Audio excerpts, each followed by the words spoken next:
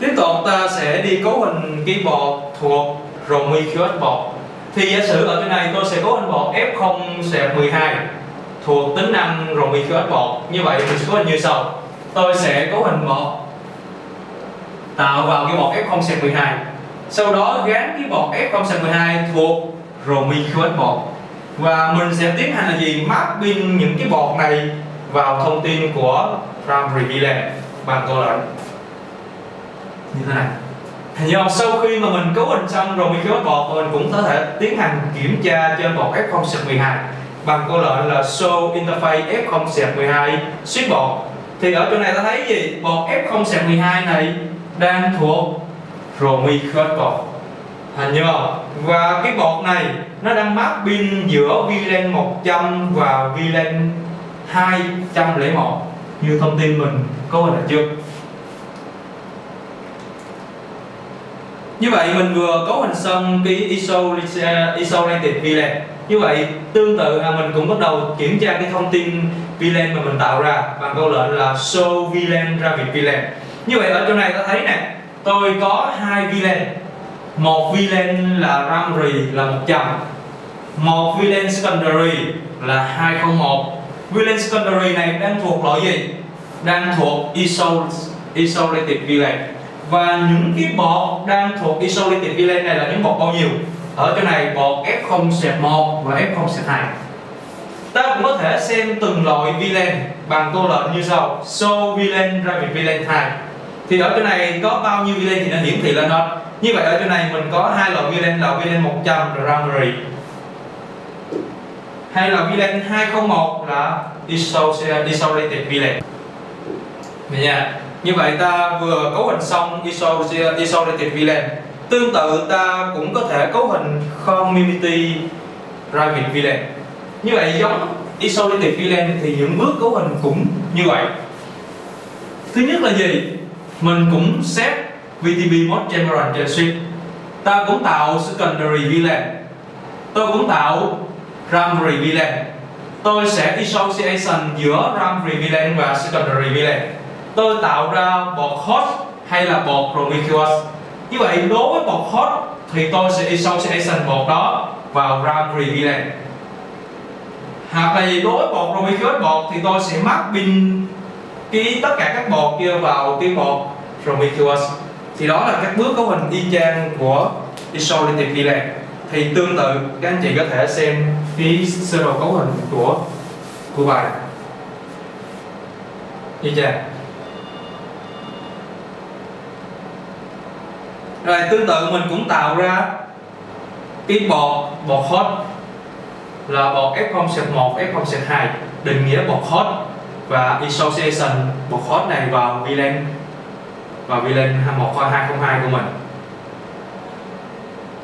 Rồi sau đó mình sẽ tiến hành kiểm tra cái bọt mà mình vừa tạo bọt host đó, cụ thể là show interface F0-1 switch bọt và thông tin đọc giống như cái slide trước mình hướng dẫn.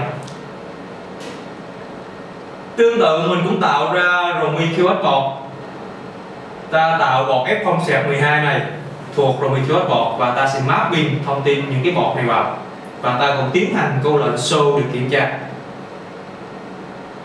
Sau khi cấu hình xong thì mình bắt đầu kiểm tra những cái thông tin về private VLAN bằng câu lệnh là show VLAN private VLAN. Thì ta thấy được là gì? Ở đây tôi cấu hình VLAN 100 là primary, VLAN 202 là secondary và VLAN này thuộc community, và những bọt thuộc community là F0-1 và F0-2.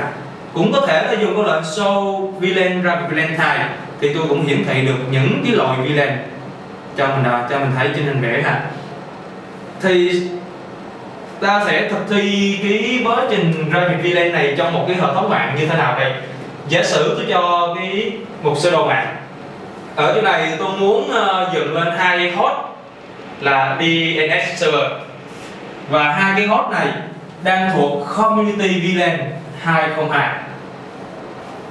Và tôi muốn dựng lên thêm hai host, là một host là web server, một host là SNTP server, và hai cái host này thuộc isolated VLAN và VLAN này là 201. Như vậy khi mà mình muốn cấu hình như vậy thì thấy lúc bây giờ những cái host thuộc VLAN 202 sẽ chia cặp được với nhau.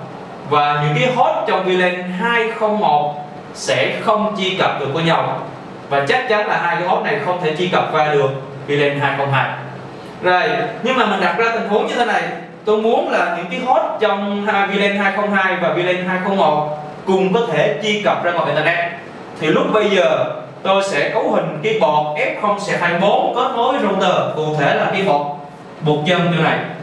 Thì tôi sẽ cấu hình cái port này ở tính năng là Prometheus port để cho tất cả các cái host bên trong có thể truy cập được bên ngoài internet.